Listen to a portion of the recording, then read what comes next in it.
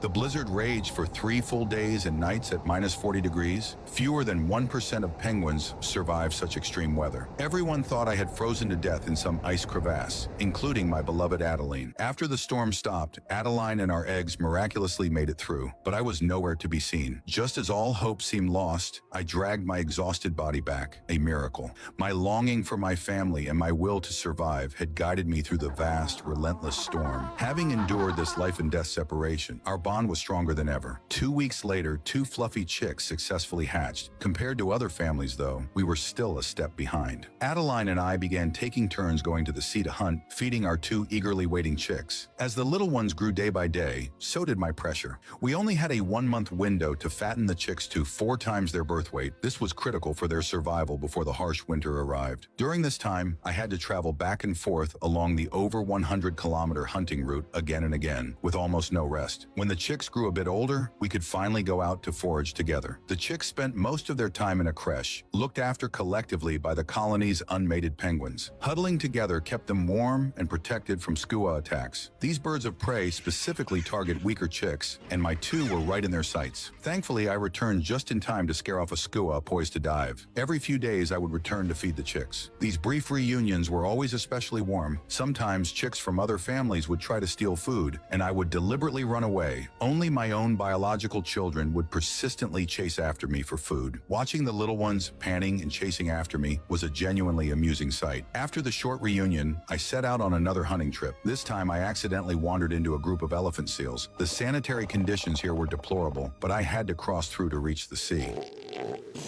Despite my caution, a bull elephant seal in the midst of courtship noticed me. Having never seen such a scene, I instinctively turned and ran. Being half a step slower could have had dire consequences. Meanwhile, back home, the 2 chicks had entered their awkward phase. Their baby down was shedding, but their new feathers hadn't fully grown in yet. They looked a bit comical and felt very uncomfortable themselves. As summer ended, Antarctic temperatures plummeted. The first snow was a novel experience for the chicks, and it signaled the approaching winter. The Antarctic continent would soon be surrounded by sea ice, cutting off our access to the ocean and our food source. So, the entire colony began migrating toward the sea, preparing for a collective departure. The first lesson for the chicks was learning to swim. They had lived on rocks since birth and had never entered the water. As their father, I got in to demonstrate, but with the strong winds and rough waves, the teaching process wasn't easy. Just a few hours later, the waves pushed pack ice toward the shore. We had to enter the ocean to live before the coast completely froze over. But first, we had to navigate this treacherous pack ice zone. For the inexperienced chicks, it held not only freezing water, but also a deadly predator lurking beneath the ice, the leopard seal. A single leopard seal